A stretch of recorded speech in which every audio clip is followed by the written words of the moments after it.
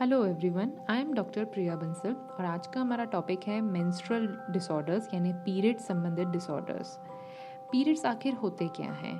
तो हर महीने यूट्रस की सबसे अंदर वाली लाइनिंग ब्लड बिल्डअप करती है और वो मंथली शेड ऑफ होता है। आगे नॉर्मल वर्सेस अबनॉर्मल पीरियड्स में जानना ज़रूरी है कि हमारे पीरियड्स नॉर्मली 2 दिन से 7 दिन के बीच में ख़त्म होते हैं। लेस देन 2 डेज के पीरियड्स या मोर देन 7 डेज तक आने वाले पीरियड्स एबनॉर्मल होते हैं। पीरियड्स हमारे जो आने चाहिए उसकी जो साइकिल है वो 21 दिन से 35 दिन के बीच में होनी चाहिए। अगर इस 21 दिन से कम में पीरियड्स आ रहे हैं या 35 दिन से ज़्यादा तो वो एबनॉर्मल है। फ्लो में आपको नॉर्मली एक दिन में 1 या 2 पैड्स यूज़ होते हैं।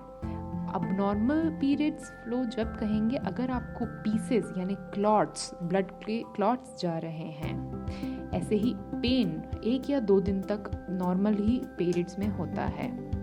अगर पेन बहुत ज़्यादा दिन तक है या फिर वो पेन आपकी मेडिसिन जो नॉर्मल पेन किलर्स है उस पर रिलीफ नहीं होता है तो वो भी एबनॉर्मल है। कॉजेस पे आते हैं। कॉजेस ऑफ अबनॉर्मल पीरियड्स में मोस्ट कॉमन कॉज है स्ट्रेस इमोशनल लेवल पे हो सकता है या फिर फिजिकल लेवल पे। फिजिकल स्ट्रेस में all of a sudden weight loss होना या वेट गेन होना या फिर किसी लंबे समय से चल रही सिकनेस की वजह से, इन सारे तरीके के स्ट्रेस में पीरियड्स एबनॉर्मल हो जाते हैं।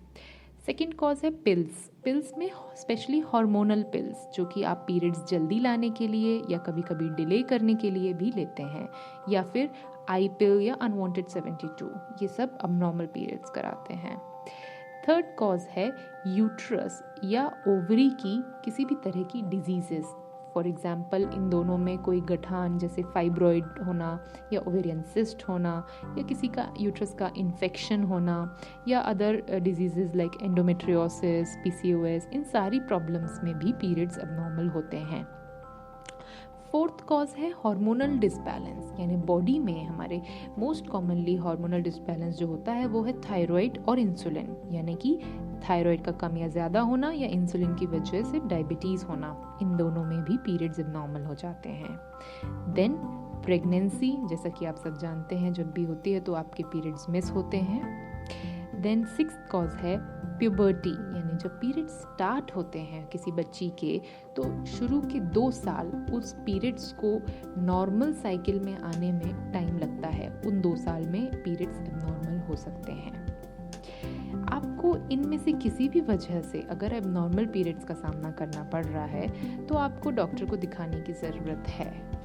इसके पहले आपको ध्यान रखना है कि आपको अपने पीरियड्स का कैलेंडर रिकॉर्ड रखना ज़रूरी है। उससे मेरा मतलब होगा कि आपको कितने समय से प्रॉब्लम है, आपका लास्ट पीरियड कब था, ये सब चीज़ें आपको डॉक्टर पूछेंगे।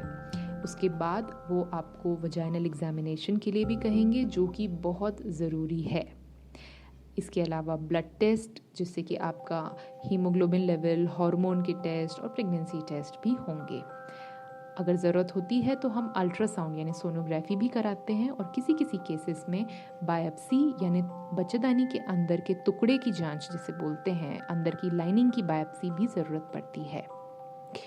जब डॉक्टर आपको ट्रीटमेंट लिखते हैं तो इस चीज़ का ध्यान रखें कि केमिस्ट से खरीदी हुई कोई भी हार्मोनल पिल्स अपने पीरियड्स के लिए ना यूज़ करें। इन सब के साइड इफ़ेक्ट्स होते हैं और सिर्फ पीरियड्स को शॉर्ट टर्म यानी टेम्पररी ही ठीक कर लेना ही प्रॉब्लम का सल्यूशन नहीं है। पीरियड्स की प्रॉब्लम किस वजह से हो रही है ये जानना बहुत ज़रूरी है।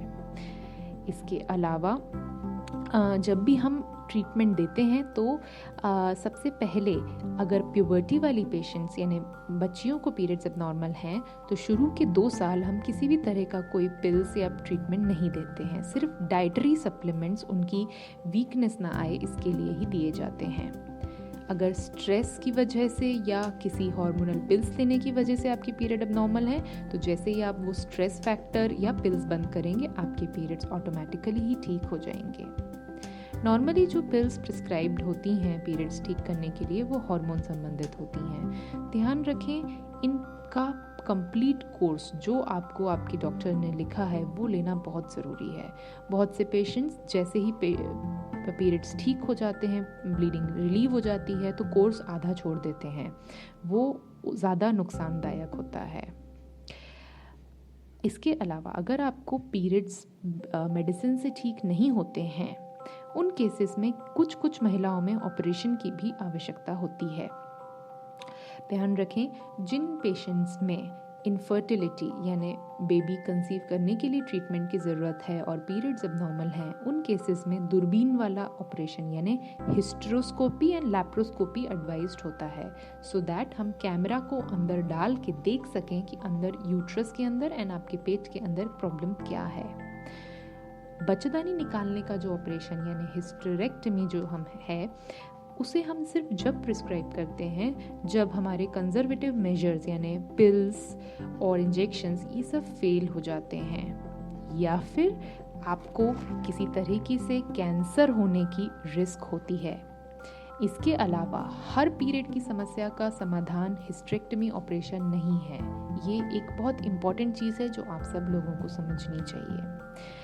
पीरियड्स की जो अबनॉर्मल होने की वजह हैं, यूट्रस या ओवरी संबंधित डिजीज़ेज़ हैं जैसे फाइब्रॉयड और PCOS, इन सब के बारे में मैं अलग वीडियोस में चर्चा करूँगी। आपको और भी कोई डाउट्स हो पीरियड संबंधित तो प्लीज़ कमेंट सेक्शन में लिखिएगा।